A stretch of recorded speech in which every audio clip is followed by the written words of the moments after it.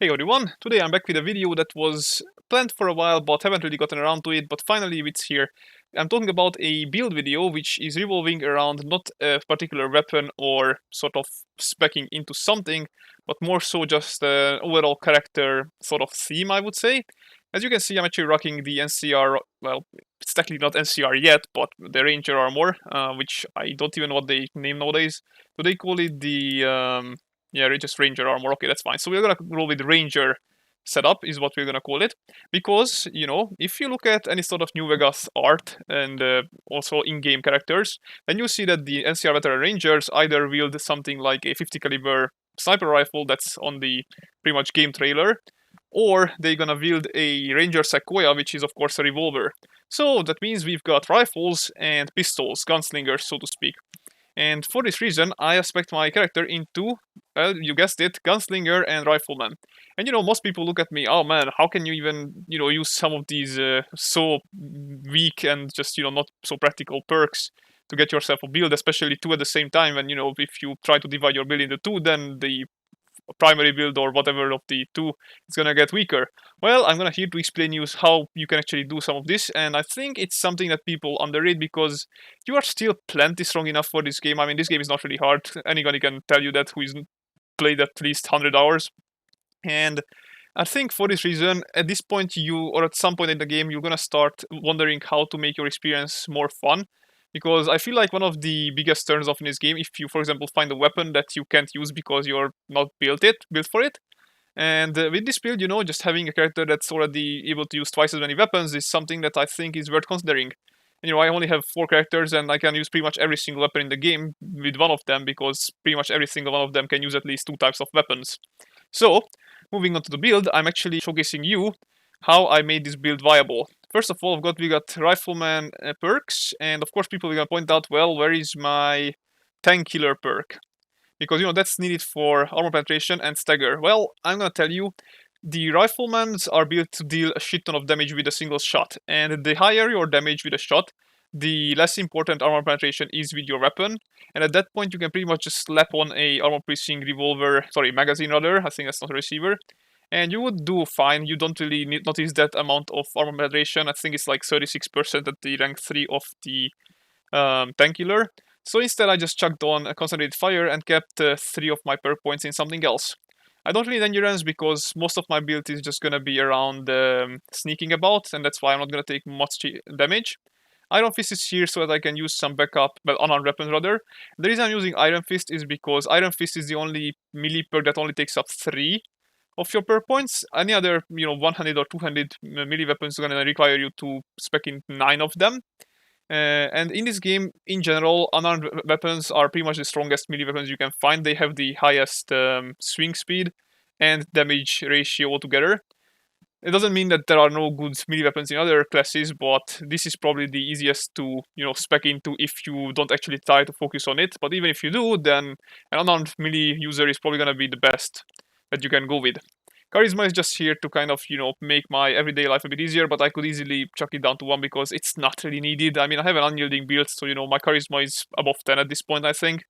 Then we've got intelligence. You will see that most of my characters have at least 8 intelligence because I use battery included for anything that, might need something like fusion cores or fusion cells, something on those lines.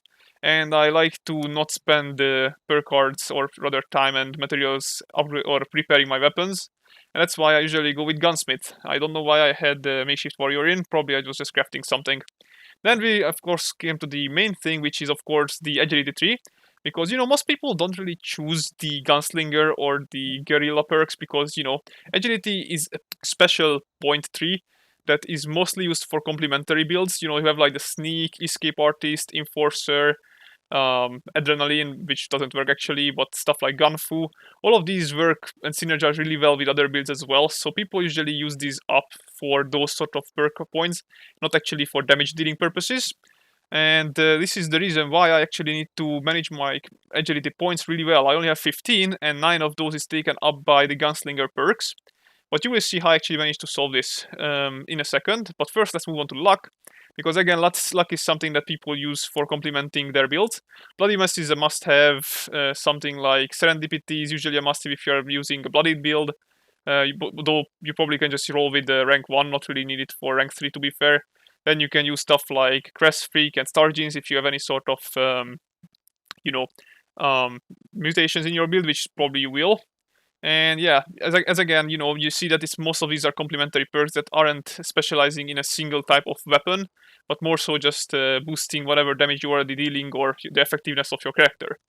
So going back to the agility tree, what I'm actually doing here, as you can see, one of the most popular choices as far as I've seen was Action Girl on rank 3, because action points are really valuable in this game. Those let you use the vats and whatnot, and just lets you sprint out of situations if you are in a rough spot.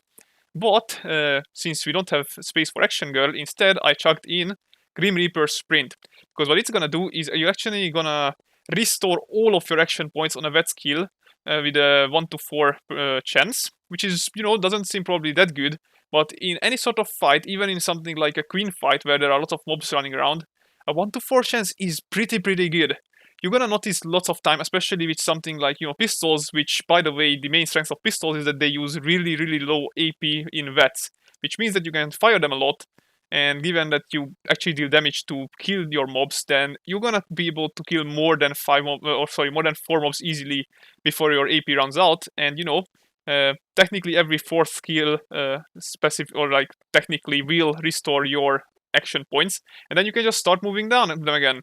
So yeah, you might not think that this is effective, but it is. I'm gonna show you in a battle situation soon enough. And stuff like better criticals is also good, but the reason I'm not using it on rank 3 is because the first rank gives you 20%, but the rank 2 and rank 3 only gives you 10 and 10%.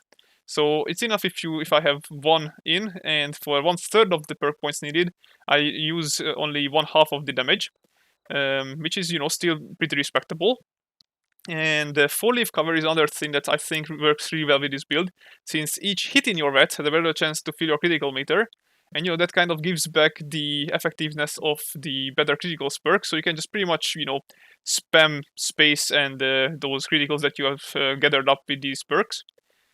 And the rest is just pretty standard stuff, to be fair altogether. And with these two, I would like to say that I have built myself a pretty respectable character for using riflemans and pistols.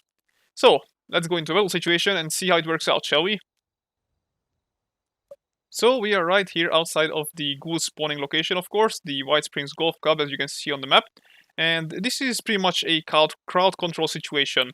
So right now I'm gonna be using my pistol builds, pistol weapons rather. I have a laser pistol, which I'm not gonna use right now because it doesn't have any sneak abilities.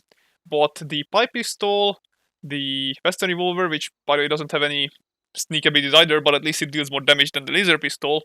Then we've got the 10mm pistol and the Gauss pistol. So right now I'm gonna start off with something that is actually, sneaky. And let's just gonna show you how this whole VETS restoration works. You target the head, 1 shot, 1 kill. As you can see, my AP is regenerated already, because pistols don't use up any sort of AP whatsoever pretty much. Look at how little AP my shot uses.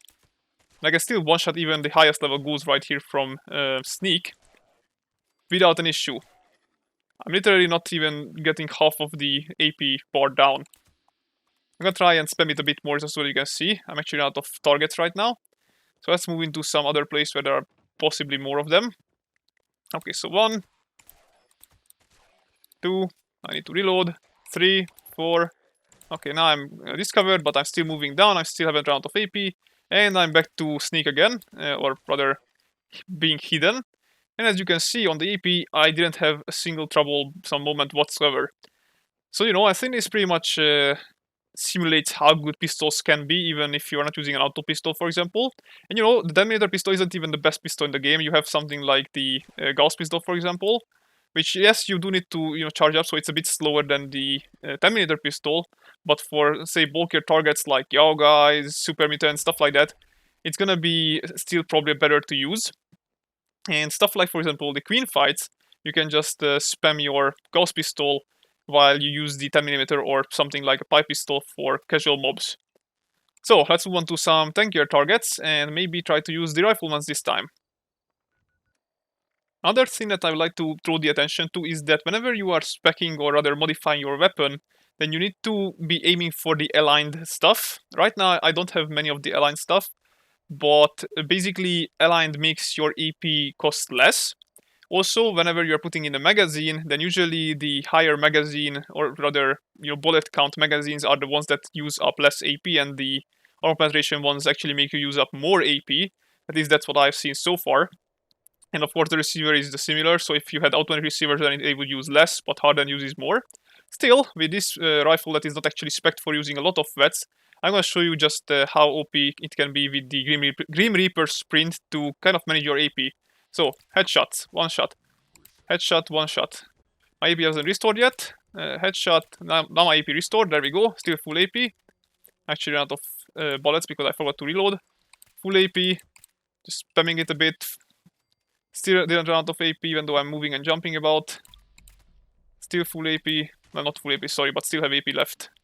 And now I ran out of AP, almost cleared out this entire front yard, and I still have a bunch of AP to spare. There we go. AP again, still hasn't restored, but still, we are doing fine. And again, this is a rifleman, so, this is actually one of the highest AP count weapons in the game, maybe after stuff like the melee weapons and the heavy guns. So, I think this also speaks again for itself. I think I missed some guy. There we go. Even in this distance, I could snipe him off easily. Vats is gonna be really your friend, to be fair, in this one. Because, it does require you a bit of speccing into, but once you actually do so, you can do a bunch of stuff pretty easily. There we go. I did not get that guy. Fallout tends to not recognize my shots sometimes, even though there is damage numbers and all that jazz. There we go. AP restored again, I think. Maybe. But yeah. Anyway, as you can see, I'm still not struggling to kind of maintain my AP cost. Yes, I know I probably could be running this place a much faster if I had something like a auto rifle build or something on those lines, but I think you are not really in a hurry unless you just want to speedrun the game, which I don't think many people want to try to do. And don't forget that, by the way, using AP like this, you're also gonna have, because of the loss of agility, actually a high AP regeneration in itself. And yes, I know that I'm using unyielding builds, so that kind of speeds up my overall accuracy and AP regeneration. But given the damage that these weapons deal, you don't actually need to be bloodied to one-shot these guys. Something like an instigating, maybe something like a junkies, if that's what you're saying, or heck, even dare I say, if you're using vats, then two-shot can fly as well, because two-shot is pretty useless outside of vats. But if you are willing to kind of give up your free aim, then I guess two-shot can fly for you. But yeah, this was just a sort of a different video that showcases something that you might want to be aware of. And if you want, I can kind of do more of these hybrid builds if you would like me to showcase what I can pull off. Because there are lots of things that people, I think, just kind of miss out on this game. Some of these are just, having a fun build where you can actually utilize different kinds of weapons based on the situation you are in. Yes, I, again, know that I'm not saying that, for example, the stealth commando builds aren't the best. They are probably the best in this game, without a doubt. But this game isn't only about dealing high DPS. It's also about having fun, I mean, that should be everybody's primary objective, I feel like. So yeah, thank you very much for watching, and I'll see you in the next one. Goodbye, guys.